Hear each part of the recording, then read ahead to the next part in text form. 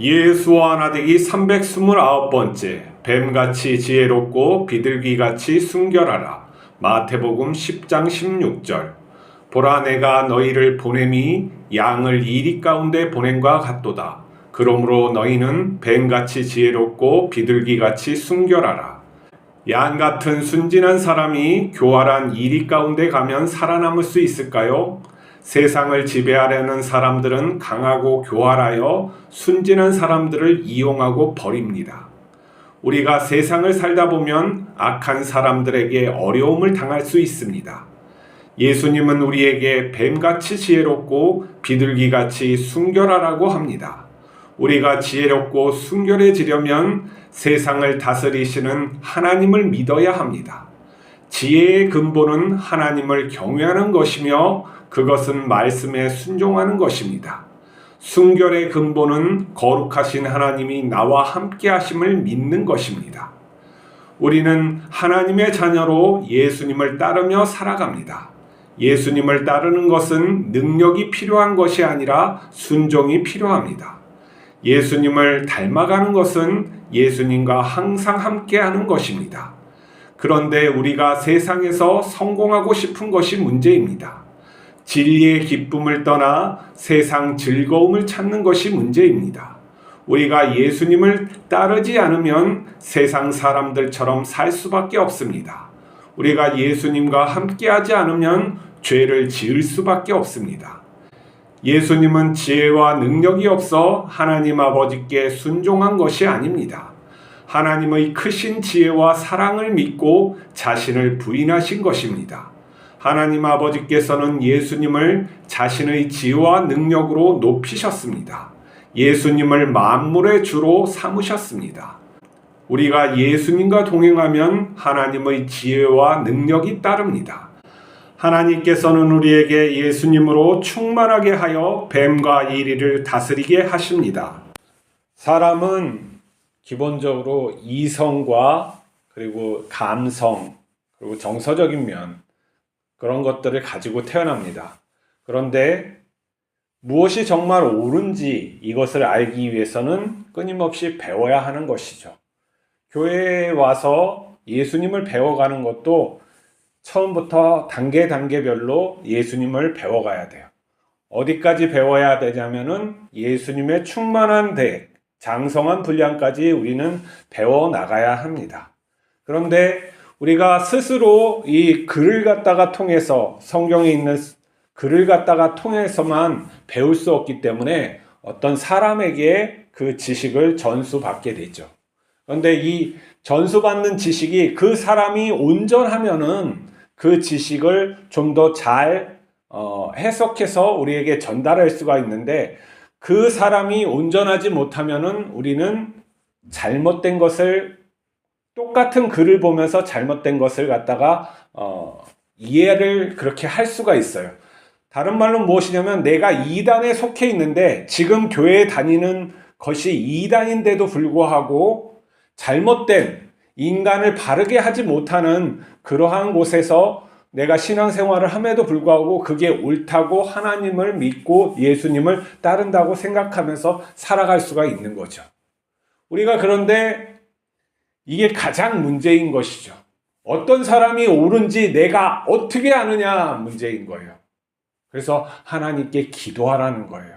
하나님 앞에 기도하고 하나님 앞에 이 뜻을 묻고 하나님이 정말 주체가 어떤 사람이 되어야 돼서는 안 되고 어떤 지식의 체계가 되어서는 안 돼요. 살아계신 하나님을 우리가 믿는 것이기 때문에 하나님께 늘 기도해서 이것이 옳고 그름을 잘 따져서 우리가 믿어야 하는 것이죠.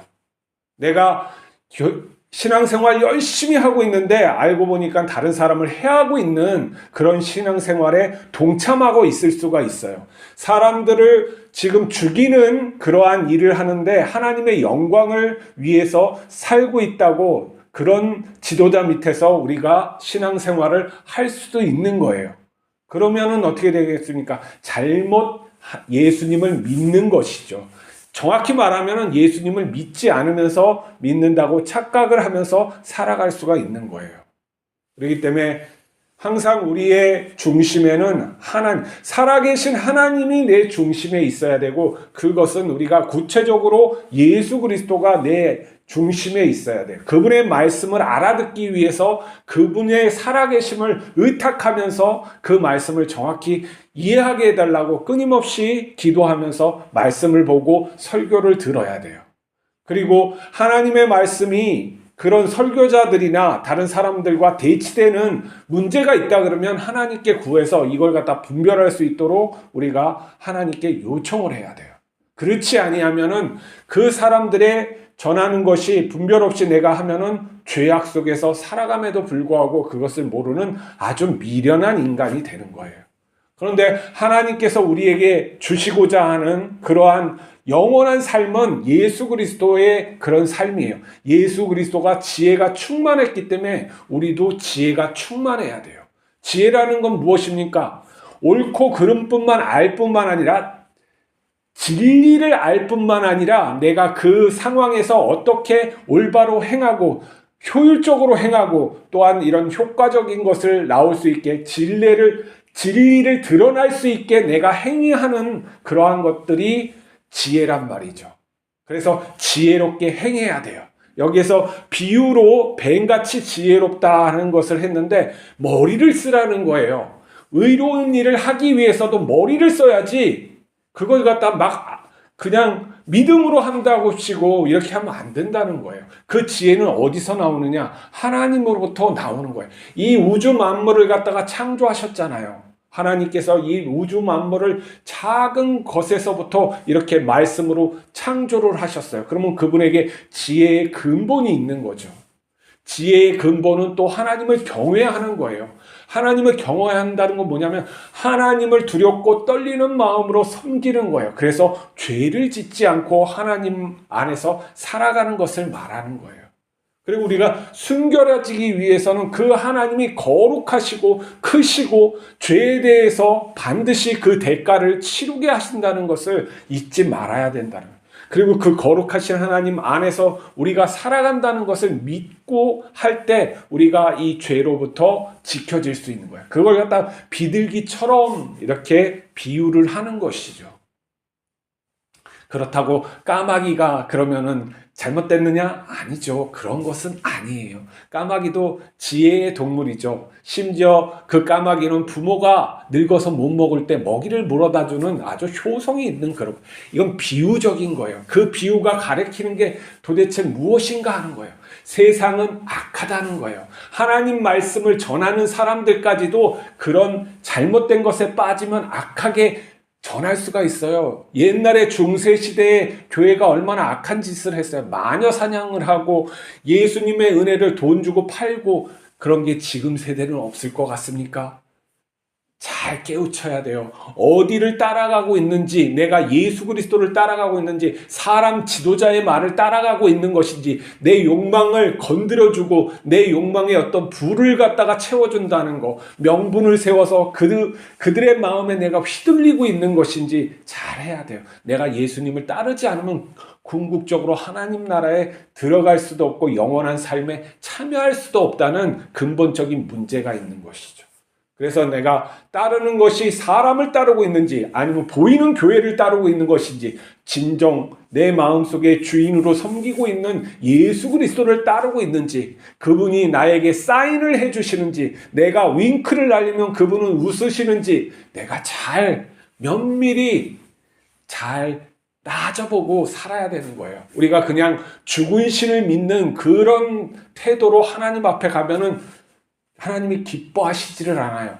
하나님이 살아계시고 찾는 자에게 복 주시는 이름을 내가 믿고 갈 때 하나님께서 나를 상대해 주시는 거예요. 그렇지 않는 어떤 돌 같은 그런 어떤 존재를 갖다 믿는 건 아니란 말이에요. 어떤 그런 상징화 시켜가지고 우리가 믿는 존재는 아니에요. 우리가 상징을 통해서 그 살아계신 하나님을 아는 것이지, 그 상징을 내가 만들어서 믿는 건 아니란 말이에요. 우리 그 살아계신 하나님이 나에게 사랑하심을 오늘도 나에게 표현할 수 있는 그런 분임을 내가 믿으면서 살아가는 것이죠. 자, 우리가 하나님의 자녀예요. 하나님의 자녀라는 것은 무엇이냐면 하나님의 속성이 있다는 거예요. 우리가 예수 그리스도의 영으로 거듭나 성령으로 거듭났다는 것은 하나님의 속성이 있는 거예요. 그 속에는 하나님의 지혜도 있고 성품도 있는 거예요. 우리 안에 그 하나님께서 예수 그리스도로 말미암아 새로운 형상, 아들의 형상을 주심으로 우리가 그것을 그대로 따라서 살아가는 거예요. 우리가 그러니까 새로운 존재가 된 거예요. 그러면은 우리가 이제는 성장하는 것이죠. 우리의 맏아들이라는 예수님의 하나님 아버지의 맏아들이라는 예수님을 바라보면서 예수님도 저렇게 하셨구나. 저러한 일을 악한 일을 당하실 때 이러한 것을 하셨구나. 사람들이 이렇게 어떤 모욕을 줬을 때 어떻게 또 참으시고 어떤 말씀을 해서 이렇게 넘기셨구나. 그런 것들을 성경을 통해서 찬찬히 보고 배우는 거죠. 그랬을 때 나의 상황이 딱 그렇게 맞닥뜨려졌을 때 내가 지금 어떤 좌절하는 그런 일이 벌어졌거나 아니면 다른 사람들에게 어떤 오해를 당하거나 공격을 당할 때 어떻게 해야 되느냐. 그 사람을 바라보는 것이 아니라 예수 그리스도를 바라보고 하나님 아버지께 이것을 어떻게 문제를 해결해야 될지 구하는 거예요. 구해서 찬찬히 기다리고 있으면 우리 안에서 말씀으로 이렇게 들려오는 그런 것들이 있어요. 성경의 말씀으로 우리에게 말씀하시고 정 못 알아들으면 귀에도 들리게 하신단 말이에요. 우리가 그렇게 진심으로 그 예수님을 갖다가 따르려고 하는 마음이 없기 때문에 자꾸 안 들리는 거예요. 우리가 정말 하루에도 내 삶이 예수 그리스도를 따르겠다는 그런 마음으로 무엇이든지 하면은 하나님의 음성은 들려올 수밖에 없어요. 하나님은 항상 우리에게 말씀하시는 분이기 때문에 그러는 거예요. 우리와 대화하고 싶은 분이기 때문에 말씀을 하세요. 근데 내가 그 하나님 앞에 내 생각들을 구하지 아니하고 내 식대로 살아가니까 꼭 안 들리는 것 같고 그리고 어떤 문제가 일어났을 때 막막해지는 거죠. 우리가 살아계신 하나님을 정말로 내가 옆에 계시다는 의식을 가지고 정말 이렇게 관계하려고 할 때 분명히 그 하나님의 살아계심은 우리에게 들려지게 돼 있고 또 느껴지게 돼 있고 또 이러한 삶의 이런 어떤 현상적으로도 드러나게 돼 있는 거예요. 이것을 우리가 믿지 못하면 신앙생활을 왜 합니까? 우리가 그러한 하나님이 아니면 우리가 천국에 갑니까? 그건 말도 안 되는 거잖아요. 하나님은 살아계시고 우리와 함께 하시는 거예요. 예수님의 삶 속에서 하나님 아버지의 그런 살아계심, 동행하심, 그런 역사가 일어난 것처럼 우리도 동일하게 일어날 수가 있는 거예요. 그걸 믿고 초대교회 사람들이 살았고 그래서 기꺼이 순교할 수 있었던 것이죠. 우리도 그러한 삶을 살게끔 부르심을 받았고 또한 그러한 능력이 주어진 거예요. 그것이 순종이라는 이름이에요. 우리가 무턱대고 순종하는 것이 아니에요. 깨닫고 지혜롭고 그 다음에 진리되어서 순종하는 거예요. 이것을 알지 못하는 순종은 무지한 맹종인 것이죠. 알아야 되는 거예요. 하나님을 알아야 되는 거예요. 이 안다는 것은 하나님과 체험해서 내가 그렇구나 이것을 아는 것을 우리가 성경에서 안다는 거예요. 그것을 다른 말로 순종이라는 것이죠. 알지 못하고 순종하는 건 어렸을 때는 가능하지만 하나님께서 그러한 바보로 우리를 키우시겠습니까? 아니에요. 알고 순종하는 거예요. 내가 지혜가 있고 내가 어떠한 능력이 있더라도 아버지를 믿기 때문에 아버지께서 들려주시는 그 말씀으로 내가 순종하는 것이죠. 그랬을 때 하나님의 더 큰 지혜와 능력이 우리와 함께하는 거라고요. 그것을 잊지 마시고 하나님과 더 사랑하기 위해서 오늘도 살아가는 날이 되시길 바랍니다. 기도하시겠습니다. 거룩하신 하나님 아버지, 우리와 늘 항상 함께 하심을 믿나이다. 그리고 하나님께 또한 요청하면 하나님께서 또한 우리에게 말씀하시는 줄 믿나이다. 하나님, 우리가 늘 동행하며 정말 좋은 부부로서 사랑하는 가족으로서 정말 친밀한 연인처럼 살아갈 수 있도록 하나님 우리의 마음을 새롭게 하여 주시옵소서. 우리를 지켜주심을 감사하며 우리 주 예수 그리스도 이름으로 기도하옵나이다. 아멘.